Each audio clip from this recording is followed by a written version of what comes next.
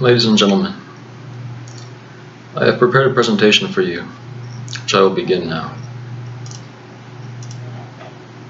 This presentation can stand on its own, but is intended to be integrated among many other presentations, both by myself and others, toward absolute truth, as imperfect as any of us may be. This is an early presentation of mine, and the second specifically designed on my series on the perennial philosophy, which may evolve to quite many presentations. I've elected to write and read this presentation so that I can move through multiple points of discussion in relative order most easily. This specific presentation is designed to focus on introducing points of development and agreement on language and communication for my audience, either universally or when they view this channel, so that my future presentations can continue to build and progress and make more perfect sense as much as possible.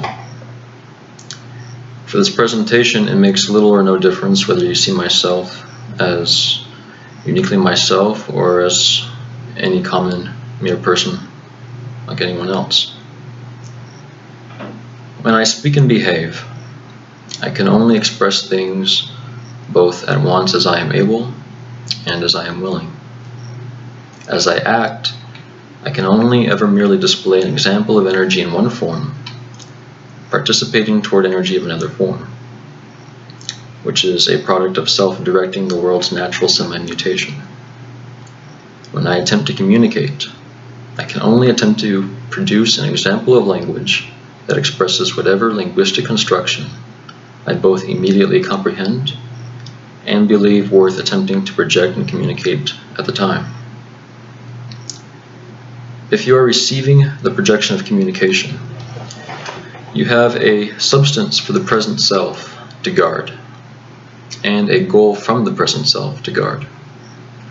The communication, when contacted, will be found to display harmony or discord with you, and you must identify its alliance to respond to and utilize this energy properly, in conductive resonance of your present versus proper psyche. Communication typically occurs during a veil of potential resistance, and it is the harmony on both sides of the point of contact that, by their shape of sympathy, are able to produce this respective resonance to share in efficient or harmonic mingling or exchange. When I present my body, my unsouled vehicle, for your sensible perception, I am only valuable if I can bring you closer to intelligible truth and happiness with absolute truth.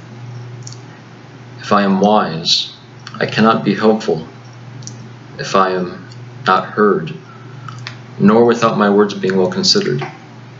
If I am not wise, but rather a fool, then I would pray that your judgment is merciful on that which may yet be good, but is firmly cautious upon iniquities of evil nature, whether possible, probable, or certain.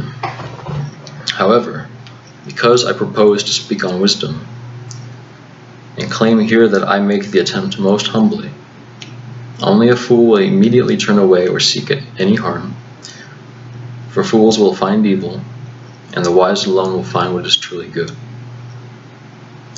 My current treatise of discussion is not utterly complete, but it is sincere in introducing various elemental concepts of human experience that I will be advancing from now into any or all of my future presentations.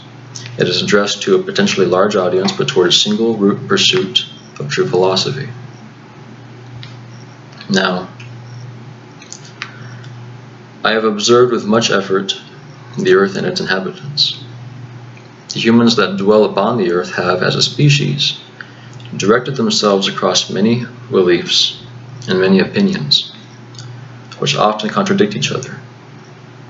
I do not believe it is possible for any one thing a person says should not have any opposition amidst such a varied species. However, I can pledge a claim that I shall endeavor to speak as sincerely, respectfully, and seriously as I can easily fathom. I do not think it is easy for any human person to speak at once both truthfully, sincerely, consistently, and harmonically on matters of great importance. By harmonically, I also mean of efficient authoritative persuasion. I believe humans have not been well trained in wisdom of the sort that has been commonly lost since the ancient world. And this includes respecting the power of human language. Language allows humanity to shape their realm of experience. But I do not observe that language is brought into harmony with perfect truth in the common culture and dialect of the contemporary age. Any one person will not be loved by all people, but I believe one person can give their best for all people. The world offers a great range of experience, but I believe I have made persistent investigation a way of life. When we try to learn knowledge, there are different ways of learning knowledge, which I shall here mention. Firstly, is by human communication, by human language. When humans communicate verbally or expressively, we are communicating expressions of linguistic fragments of information. These fragments can be either copied or modified by the receptive human subject. Whatever we do with that information, our bodies tend to express whatever we are containing mentally, psychologically, and psychically from our soul. Now, there is a second kind of learning which appears more creative, in that it experiences inspiration more creatively than the mirror or copy-paste method through sensible experience. This is when we exercise the imagination on various objects of relative interest or convenience. We may experience enamor, awe, or pleasure that shapes our mind. But in fact, these powers of the soul are designed to lead us toward intelligible truth. So we can in fact learn to process information more efficiently in various methods, such as by human verbosity, but also we can learn to subject ourselves to such information to generate various reactions to the information, and learn to promote those activities and behaviors we participate in, and thereby shape our minds. So the two key notions I want to summarize in retrospect are that one, humans typically interact with information fragments or linguistic fragments, either in the outer world or in the part of the soul that mirrors the outer world. And two, that humans can direct how the inner soul utilizes this information in its fragmentary reception toward shaping a whole of perception, behavior, and experience. Now, there's a third point I want to mention and harmonize with the two prior notions, which concerns the best possible way to perceive and utilize the fragmentary information we receive, collect, and produce from the world and the human species. This third point is actually that we are meant to direct our perception, actions, and experience toward the best possible state, which is wisdom. When communication is attempted, the collective mutation of that event is one of exchange. The most preferable ideal communication is a good idea from one unit to be clearly and adequately conveyed to another unit, and therein correctively convertive as necessary toward perfection. This propagates a good resonance with nature itself between many participants of the world nature. There can and tends to be an aim to human communication, which is efficiently whole or defective. Likewise, the method attempted to communicate the aim and goal can be whole or defective. And furthermore, the performance of the method toward the subject communicated can be whole or defective. Whether something is whole or defective is relative to its relationship with stations in the language of nature, or the logos of the cosmos. The world order, or world cosmos, possesses a great presence of its own nature. The world possesses its own existence, its own substance, its own energy, its own agency, its own mechanics, its own being, its own power, its own purpose, its own causes, and its own effects. Things that move from beginning to end. Every limitation of something is the same as the definition of something, and definition is comprehended in language. So the mechanics of motion and language are born very early in nature, and the things that nature produces participate in these uppermost parts of nature. Likewise, all lesser and complex constructs within nature participate in elements and elemental combinations of the elements in order to generate definition to their momentum. But the world order, the cosmos, is effectively a great tree of language, of logos, where the most potent names and reasons and powers of language are roots productive of lesser leaves that feed lesser branches. When humans behave, we are not creating anything intrinsically new from ourselves, but we are utilizing what the world gives us into conversion by our own nature toward participation into higher elemental forces, into compounds of our own will. So, when humans communicate, we are participating in qualities and directing our substance to bridge between compounds of qualities. But the world in its hierarchy must be truly as perfectly efficient as possibly reasonably fathomable when the upper aspects of nature are generating the lower aspects of nature. Humans are born, and then these humans die. Likewise, when our energy is descended from the uppermost potency of the world, we find the best harmonies when directing our power to reciprocate from below back to the uppermost station of the world. If we direct the energy we convert from the momentum of the world toward the persistence against nature, then you immediately lose some of your intrinsic energetic efficiency. If you are losing efficiency, you are losing opportunity with potential good energy meant to be acquired and be collected in resonance with the soul. The individual participating in wisdom will strive to balance and produce good from their energy, which necessitates harmony and thus likeness with an increasing reach into the uppermost alignment of the world soul. The individual participating in foolishness will behave in a manner that produces increasing resistance between himself and whatever regard to the very uppermost alignment and region of the world. This is a function of the mutation of the cosmic logos within the cosmos itself. I have not yet declared with detail what that good efficiency looks like visibly and sensibly in the physical world, because that's not my immediate intent. I believe wisdom is nearer to the vision of the soul than of the body.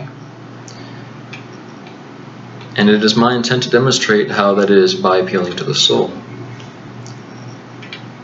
Whether you are physically present, whether your physical body dwells upon the earth, alive or dead, the physical nature can still be admitted to exist by its inhabited witnesses. All of nature is comprehended by the master nature, or great macrocosm, that contains and produces the impetus for all lesser nature. In this arrangement, all number is ordered from high to low, and when the lower either possesses of or participates within some measure of control, the lower will progress in greater intervals when it participates in the higher. So language, as much as intelligence can possibly comprehend and produce it, is already arranged natively as reason from the greatest to the smallest parts of the universe. This is indicated by Philolaus the Pythagorean, when he shares the doctrine that reason must be of definite nature in order to be comprehended. When you seek to communicate anything as one part of world language about another part of world language to a yet further part of world language, it is easy and common for impressions of mere fragments of that data, that information, to be utilized.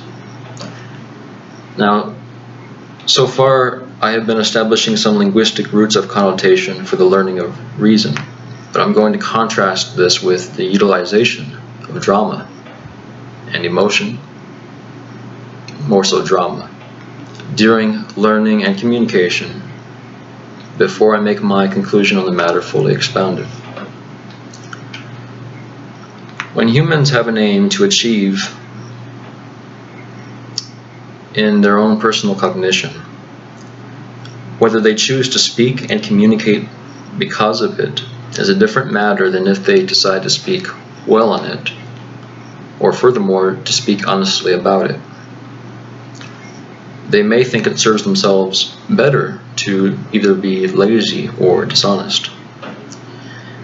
Also, whether they are honest or dishonest, or else whether they are wise or foolish, they may yet choose to use either logic to strengthen their argument they seek to communicate to any degree, or they may appeal not to the logical aspect, but to the dramatic aspect of human language to strengthen their communication, or they may appeal to both. If the subject appeals to both truthful logic and drama, and they do well at both, then this can be called a song of human music, and may be called beautiful, because music is defined as the harmony of intervals. To appeal to truthful logic, what I really mean to communicate is to use logic wisely in respect of truth. In other words, more descriptive words, to be able to move from a misconception or a true but useless conception of language to a more truthful and useful progress of the human language is an effective language that properly utilizes logic or logic and drama in respect of the proper intent. If the learning of knowledge is really directly adjacent to the one communicating truth, then the proper intent of loving wisdom or good of language in respect to essential being must somehow be present, whether the intent is immediate to cognition or not.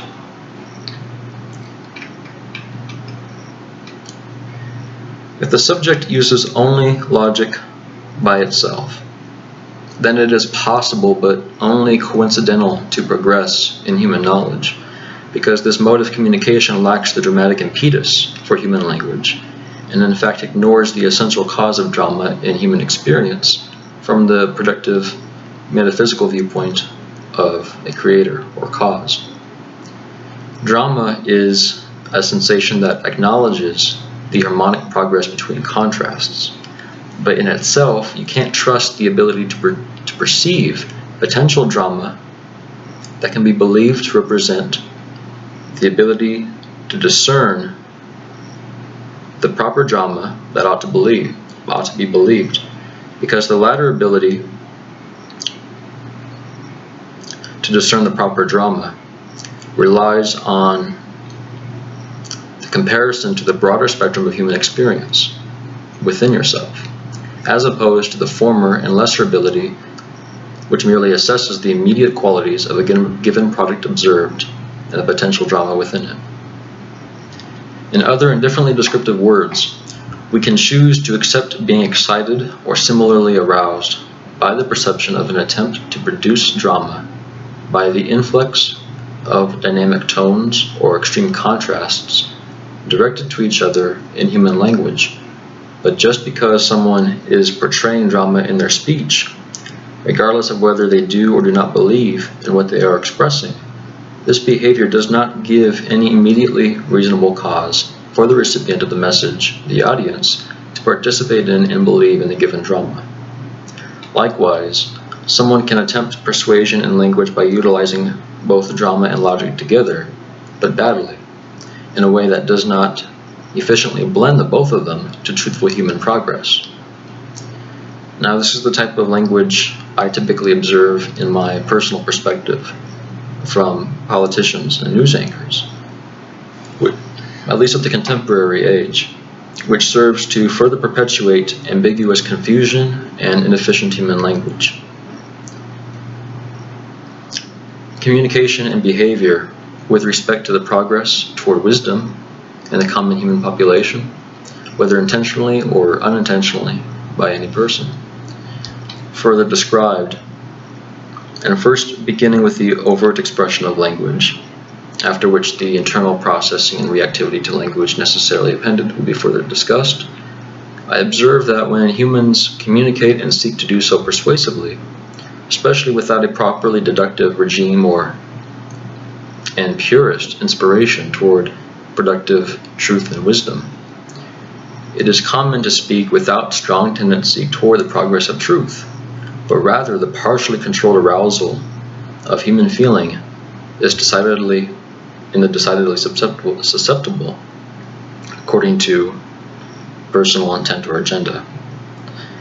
This is illustrated in such cases as when accusations are needlessly repeated, when pleasurable words are often repeated without being joined to productive systematic predicates of progressive development or correction, when encouragement is being often repeated, often regarding labels and joining to excessive discouragement on contrasting labels without joining to systematic reasoning, and when mantras, messages, or bills of law are repeatedly promoted and instituted without rigorous proofs of the founding reductive qualities of harmony toward essence,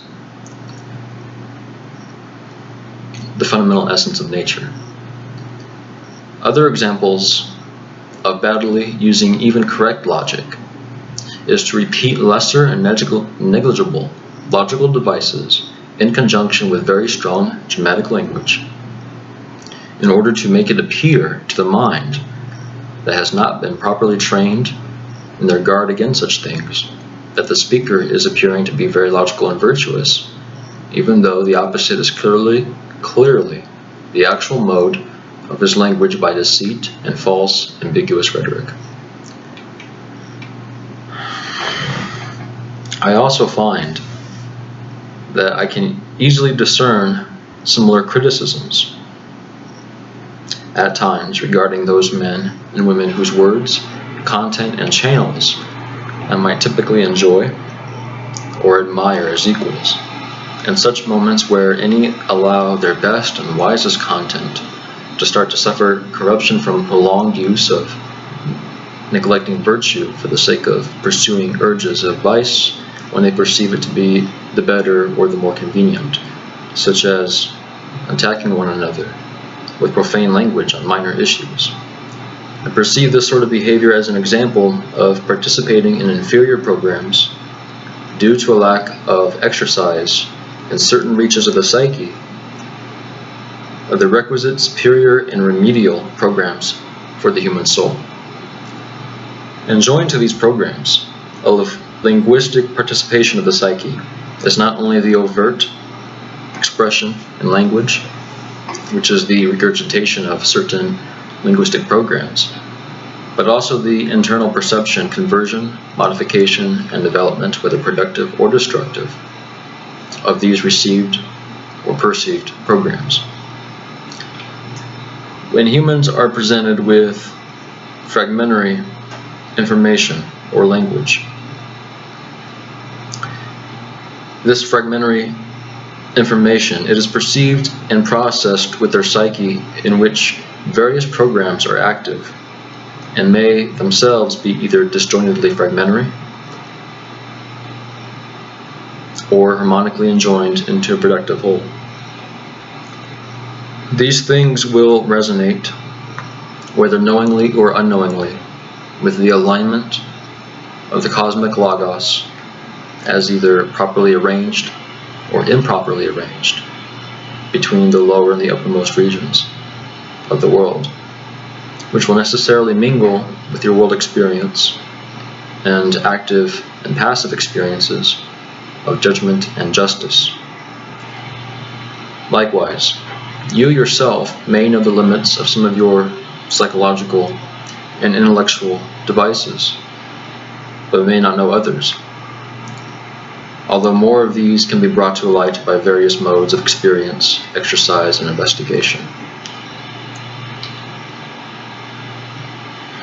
It is common for a person to take delight in where their thought appears to them efficient or pleasant, but the psyche can likewise easily cooperate fragmentary and imperfect programs with good logical and emotional devices.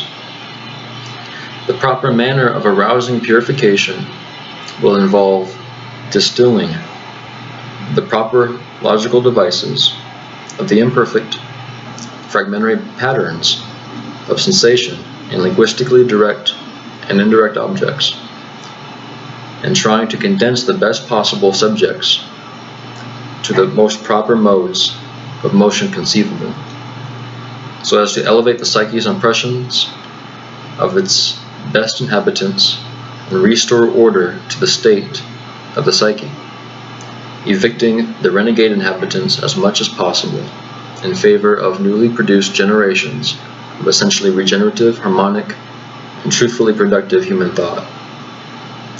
Without such exercise of the will, the fragmentary processes in the human psyche can easily and will easily steal the activities and passions of the human experience, distancing one from essential virtues and corrupting the human experience of its primordial intended purity.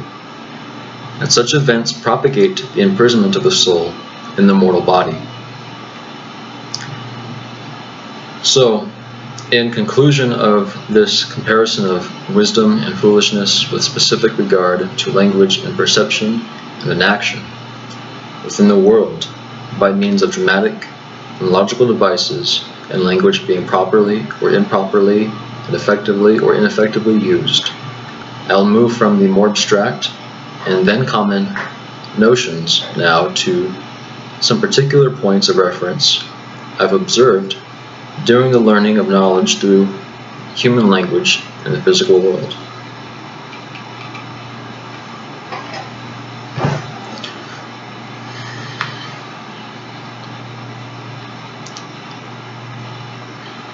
Among the attempts of persons to instruct other persons, there are further modes of instruction beyond the difference between hyped drama and knowledge by exhaustive proof, which I have found personally to be just as good an indicator of how reliable the information itself is, because the mode further indicates the manner of learning the respective instructor presents to himself. So among further qualities that I personally believe indicate defective self-programming in respect of true judgment, some of these such modes of instruction I will here present now as these. Firstly, I will recap in brief summary, this previous part of the treatise, wherein it is declared that the world is fed by its own language, and that the lesser parts of nature participate in the greater parts of nature, as a tree self-conductive of its proper language from the roots to the extremities. In this scenario, wisdom is properly learned through a progress of constantly striving to assimilate good to good, balancing the modes of learning with the goal of uniting to knowledge and true wisdom. Foolishness is the resistance to wisdom that is easily impressed through perversion and corruption of natural and human language, which directs energy from the inner essence toward artificial contingencies, rather than to remain within the intrinsic essence. Such foolishness is observed when humanity participates in the defective blasphemy of time and space, defective willful presentation of natural energy with an aim to nourish greed, pleasure, programs productive of ignorance, and other artificial contingencies resisting natural wisdom in utter spite or neglect of natural wisdom and necessary and sincere efforts toward human regeneration.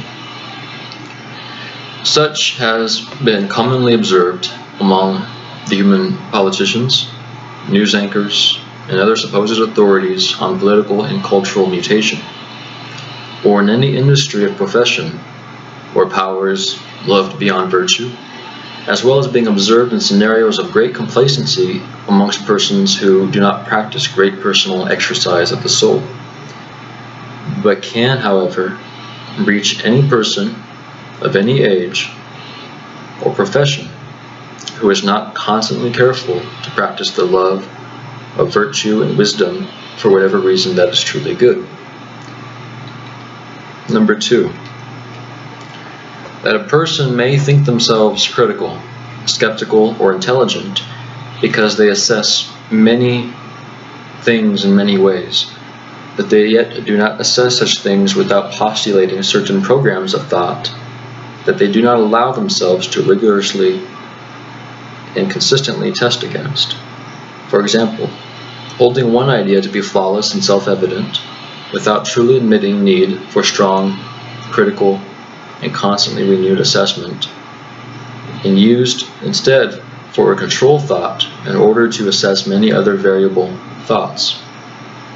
In reaction, I find that the most precious thoughts, if you love their message for any reason, should be the most rigorously and sincerely tested against, including by the development of the opposing side as far as the opposition is able to produce them, and thereby arrive to a maintenance of the virtue of suspended judgment. The exceptions to such testing is only by negative deduction from technicalities that the most elemental parts of nature make most obvious and irrefutable as control logical devices. The respective defects regarding such judgments include any opinions learned from various ways of life, including by social acquaintance or ideological milieu, especially in socially constructed etiquette and applications of logic to religious theology and physics. The practice is also relevant when regarding authorities that are only known as authorities by common convention, rather than rigorous personal testing. At the very least, an effective remedial response would be to admit that such an authority, whether right or wrong, is an authority by common convention rather than personal proof by rigorous testing. Number 3, that a person may think a behavior to be proper because it is commonly practiced, either by themselves or by another, or of an adjacent such reason, such as the common practice being by reason or impetus of pleasure or convenience. This is also understandably difficult to recognize when personally pertinent, but the criticism of these constructs of thought will arise naturally and most properly from a soul who practices a life of regular personal reflection and investigation of correct living.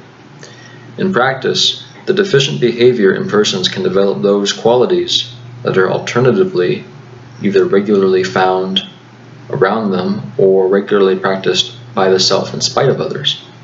In description, it is common for individuals to behave based on patterns of action and response that become, during some moment, seemingly convenient to practice rather than proper to practice.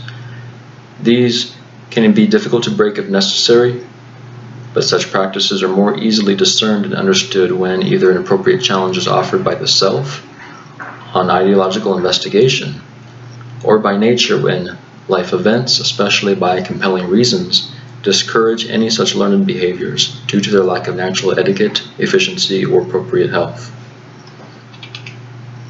Number 4, almost as dangerous as someone obstinately not easily able to break and original. Imperfect conditioning, founded in youth, is when someone converts to another pattern of programming that is likewise imperfect, whether less equally or more so, and is not able to differentiate such imperfection easily due to the strength of the conversion, or rather the anti-conversion from the select set of previous programming. The conversion may stretch the patterns of the respective human perspective to a larger and perhaps more logically efficient experience, but the person may still have not yet purged themselves of the inability to distance themselves from their utilized logical devices in order to test the manner in which they operate upon their objects of thought. The purpose of the soul, I believe, is more to pursue freedom through the law and essence of nature toward the presence of God, rather than succumbing to artificial conventions by the strength of persons or qualities participating in the given nature or culture. 5. Perhaps most practically necessary to regular virtue, and especially potent when admitting an understanding of the difference between persuasion by learning to participate in drama as opposed to learning by inspiration toward true and deeply elemental knowledge, is to practice discerning the construct around immediate action. For example, I found it productive and efficient and effective to briefly examine and discern the probable or actual motivations behind current movements, moments, and the implications of results projected from the current moments. If not able to define such branches of the present into the immediate past and future during personal or social circumstances, it may remain beneficial to discern the presence of such things even if the definition of them remain elusive. In negative description by the opposing party, I have noticed that there are those persons who are not practiced in searching behind the motivations of others, perhaps due to a sense of alienation and tendency not to relate to others. However, the ability to relate to others by the common thread of the human soul allows one to develop in the practice of producing effective communication, labor, and entertainment between parties, allows you to exercise virtue more efficiently and effectively during living experience. Number 6 is on the distancing and augmenting of the present itself. A thing of the past does not necessarily need to be drawn through the present into the future, and a thing of the future does not necessarily need to be excessively desired or discussed when it is better to labor toward its production. For all goods are brought into the present through the respective labors that are magnetically and mechanically conductive of their fortunes. The present is the meeting place of the wakeful consciousness between the self and the eternity of being itself. I have often observed persons to become emotionally distraught and agitated, or intellectually confused, or mentally fogged, or physically fatigued, and therefrom they may experience that it seems easier in those circumstances to participate in a neglect of virtue, or in an excessive extreme of forceful activity, or rather obstinate sloth. Similarly, or in conjunction with such, a person may find it difficult for a reason either known and decided or unknown and undecided to distance themselves from the immediate moment when they are excessively close to disruptive internal experience, or likewise to acknowledge the immediate moment when they are thinking or behaving without a grounded recognition of natural and impersonal or essential personal elements of the moment. It may seem difficult to practice moderation on such matters, but to begin simply, the present is the root of all virtue, especially relevant being that called temperance. Within natural language from the world cosmos, a person may participate in the momentum of a fragmentary program of language. But without due regard for essential virtues, excessive energy can be poured into such fragmentary programs. When excesses and defects occur of the patterns of intellectual thought, the comprehension of virtue becomes increasingly obscured, and the exercise of imperfect and fragmentary behaviors obscures the more balanced and directly productive behaviors from the self. It is good during stressful, nervous, or imperfect feeling and perception, then, to practice exercises of distancing the self from excessively energized imperfections of experience, including the perceived reasons behind them, and to reintroduce a balanced and just reciprocation to restore the balance of inner harmony. This is through the present. It is thus useful and seemingly proper to develop the practice of interrogating the self during behavior by introducing a reasonably better alternative and converting the passions and desires of the psyche and flesh as much as possible toward the best developed mantras on purity of virtue and reason developed during human agency, the respective better contrasts of such vice. It is best to conduct this behavior from the intrinsic root of nature, the impersonal present that joins to the simplest persona, the power of nature to keep virtue pure from within simple being, and to select personal participation in virtue that is remedial to defective behavior, language, and thought in respect to one's current or proper desire. Number 7, which is more contingent than the essential qualities of number 1. Regarding coping patterns, which may rightly be termed reactive behaviors, I have observed that excessive propagation of particular messages or circumstances can overwhelm the specific abilities of some to overcome defective patterns, even if they were intended as remedial but presented their inept performance. In such cases, which are likely accompanied by various other patterns of personal defective experience or behavior, a person may not understand the difference between cures and coping devices. The cure removes poison and introduces medicine to restore a natural and proper aspect of the whole. Here specifically to the human soul. A coping device, if properly performed, reduces a present particular evil by counterbalancing with a presently available particular good until the cure is achieved. Coping medicine cannot be the same as a cure because it is a lesser good. It is only an immediate convenience and personal art of reducing a present evil until a greater good is achieved by whatever the proper means necessary, while in respect to the good of the whole. And the coping device, however, may prove to be a lesser or conductive medicine by necessity, in the likeness of first aid treatment to an injured body. Now also, for reference material, one of the followers of the then recently late Pythagoras, the philosopher Plato, dedicated his dialogue entitled The Phaedrus to many enjoined concepts discussing divine concerns. In the first half of the dialogue, he emphasizes an inspiration of epistemology, which he terms a divine madness or divine frenzy, wherein he approaches by an inspired deduction of his character Socrates, an attempt to join to recognition of the celestial gods that rule over the soul, so that he may better describe the choice between good and evil.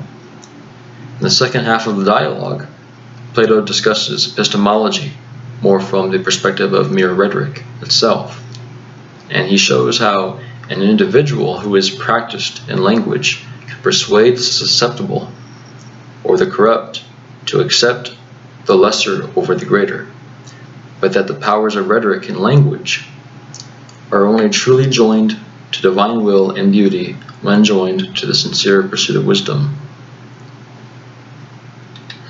But this presentation was not directly a commentary on the dialogue Phaedrus, which may be produced elsewhere. It's been several months since I last read the Phaedrus. And I have written here, finally, as a disclaimer, it should be clear that this video is produced as a linguistic fragment, but in the context of philosophical doctrine, I intend for it to be one of several suitable introductory presentations on human language and experience, in specific regard to human knowledge and wisdom for the lovers of truth, virtue, and absolute wisdom. Now, perhaps a word before I leave you.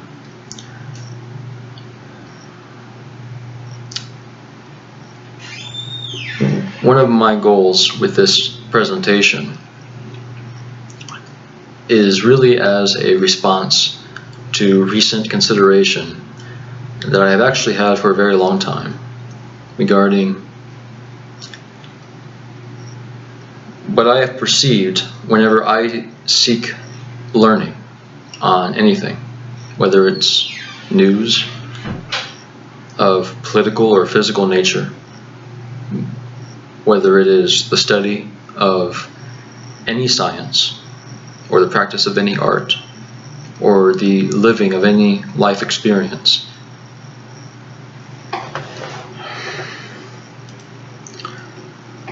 I find that it is far more difficult to exercise the purest function of the soul when we subject ourselves to patterns that participate in corruption, especially of building up dramatically that which is corrupt as being better than what it is. And it's very easy to do, especially to the mind that doesn't train themselves against this. I understand that excessive participation in ego or anti-ego can be easy to produce and experience, but it is necessary that as a mortal upon the earth, we are given a certain amount of time, and a certain amount of space, and a certain amount of resources. We are given a nature of energy that we are meant to learn to do our best with, really in respect to nature itself. And it's best to listen to me through myself as much as possible, because and to do that with everyone you listen to while you assess them, because you don't want to allow foreign programs to interfere too much with what the person is trying to communicate.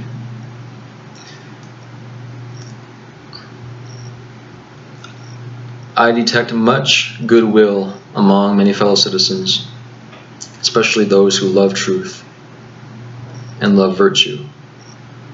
But I notice, especially more so lately, some of these folks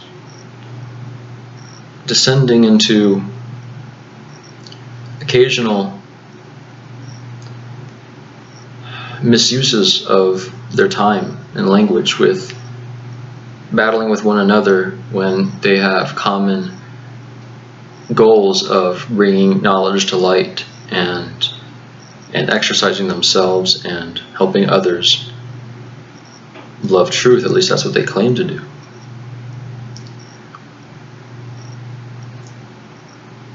And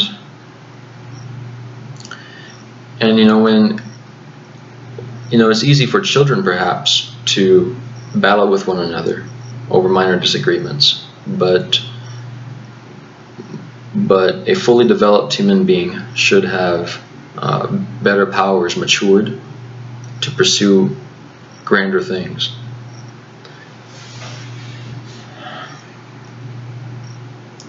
It's no mistake to interpret that I have little respect for the practice of modern politics and mainstream journalism, and oftentimes many other branches of science. I have great respect for laborers, but I believe that it can be better managed politically. But these things, my purpose here is to demonstrate that when you are seeking knowledge of anything, it's not good to feed yourself with what little energy you have. Anything that will breed corruption in the soul in any minor way, as much as possible. You want to sever yourself from whatever is resistant to a way of life that produces the abundance of truth and healing and human regeneration. If you love too much something that has aroused you from physical impression to physical reception, you're falling victim to desires of the flesh. If you are,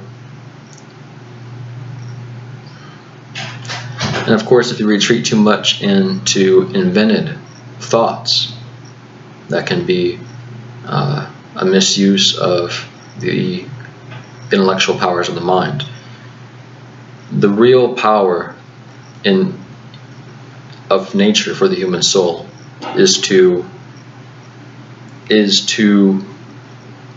oscillate very effectively, very efficiently between the highest reaches of the soul and the physical experience, behavior, attachment to the world. And I can't, of course, some of my words, no matter how hard I try, will be colored by beliefs of my own. I am trying not to delve too deeply in this video regarding many different doctrines, because as I said, people easily disagree on many points. But I believe there is a single doctrine of truth that can be experienced by the human soul when properly exercised and investigated. And in order to propagate that throughout our species, throughout both self and other, it is not best to participate in the lesser behaviors that we can so participate in, to misuse the misuse of rhetoric, to misuse inventions of human ability, human power, to develop ways of neglecting the duties we ought to recognize we have to the soul if we seek to keep the soul in its strongest, most pristine condition. I don't pretend to be perfect myself. I do believe I have made many strides in progress because of the due diligence many others have in their respective ways. But in this video I have offered one way of improving by recognizing the difference between proper participation in the world forces and with human language for the purposes of human learning and human instruction.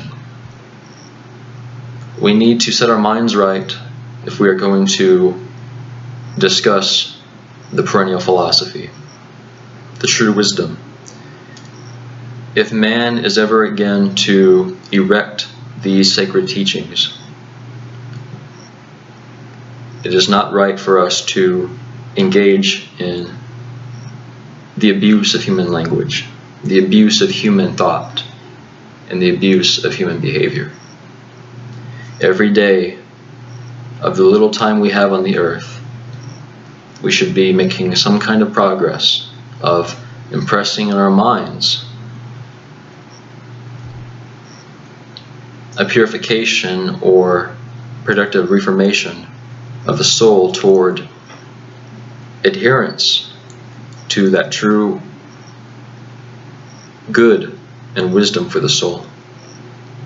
This is the only way that we in humanity can learn to properly honor and receive the divine tradition of sacred wisdom.